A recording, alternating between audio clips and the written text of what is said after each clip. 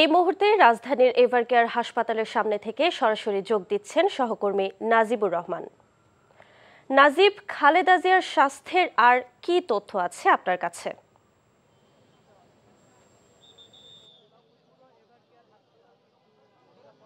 BNP চেয়ারপারসনের সাবেক প্রধানমন্ত্রী বেগম খালেদা জিয়ার শারীরিক অবস্থা কিন্তু এখনো পর্যন্ত অপরিবর্তিতই রয়েছে। দুপুর নাগাদ তার ব্যক্তিগত চিকিৎসক এবং বিএনপির স্থায়ী কমিটির সদস্য এজেড জাহিদ হোসেন যেমনটি জানাচ্ছিলেন যে তার শারীরিক অবস্থা কিছুটা খারাপ হলেও তিনি কিন্তু চিকিৎসা গ্রহণ করতে পারছেন, যেটি ইতিবাচক দিক হিসাবেই তারা বলছেন। এবং সেই সাথে তারা যেটি আমাদের কাছে জানিয়েছেন যে দেশবাসী সহ যারা যেভাবে আছেন তাদের নিজ জায়গা থেকে প্রার্থনা করার কথা তারা আমাদেরকে বলছেন। সেই সাথে সামাজিক যোগাযোগ মাধ্যমে বেগম খালেদা জিয়াকে নিয়ে যে সকল নেতিবাচক কিংবা অপতথ্য রয়েছে সেগুলো নির্ভরযোগ্য সূত্র ছাড়া বিশ্বাস করতে কিংবা গ্রহণ করতে না করার অনুরোধ করছেন। গ্রহণ না করার অনুরোধের পাশাপাশি তারা যেটি বলছেন যে বিএনপির পক্ষ থেকে তার ব্যক্তিগত চিকিৎসক এবং সিনিয়র যুগ্ম মহাসচিব রুহুল কবির রিজভী খালেদা জিয়ার যেই শারীরিক অবস্থা সে বিষয়ে তারা আনুষ্ঠানিকভাবে কথা বলবেন।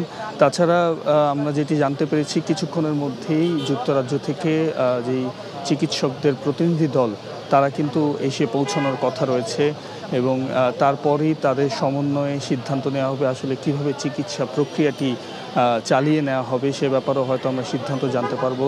যেমনটি দুপুরের ব্রিফিংয়ে এজেড জাহিদ হোসেন আমাদেরকে জানাচ্ছিলেন যে তাকে বিদেশে নেওয়া হবে কি না আদৌ, সে ব্যাপারে কিন্তু এখনও কোনো সিদ্ধান্ত হয়নি। তাকে নেওয়া হলে যুক্তরাজ্যে নেওয়া হবে এমনটিও বলা হচ্ছিল, তবে তার শারীরিক অবস্থা কিছুটা উন্নতি হলেই সে ব্যাপারে হয়তো সিদ্ধান্ত গ্রহণ করা হবে। এবং অন্তর্বর্তী সরকারও কিন্তু আজকে জানিয়েছেন যে চিকিৎসার ক্ষেত্রে যে কোনো ধরনের সহযোগিতা প্রয়োজন সেটি কিন্তু দিবেন। আর এভারকেয়ার হাসপাতালের আশেপাশে কিন্তু এসএসএফ এবং পিজিআরের কঠোর নিরাপত্তা ব্যবস্থা নেওয়া হয়েছে। গতকালকে তুলনায় আজকে আমরা দেখেছি যে নিরাপত্তার চাদরে ঢেকে ফেলা হয়েছে এভারকেয়ারের আশেপাশের এলাকা। তো সব মিলে বলা যায় শারীরিক অবস্থা কিন্তু এখনও অপরিবর্তিত বেগম খালেদা জিয়ার। হয়তো আমরা কিছুক্ষণ পরে আরও কিছু আপডেট পেলে আপনাদেরকে জানাতে পারবো। আদিবা।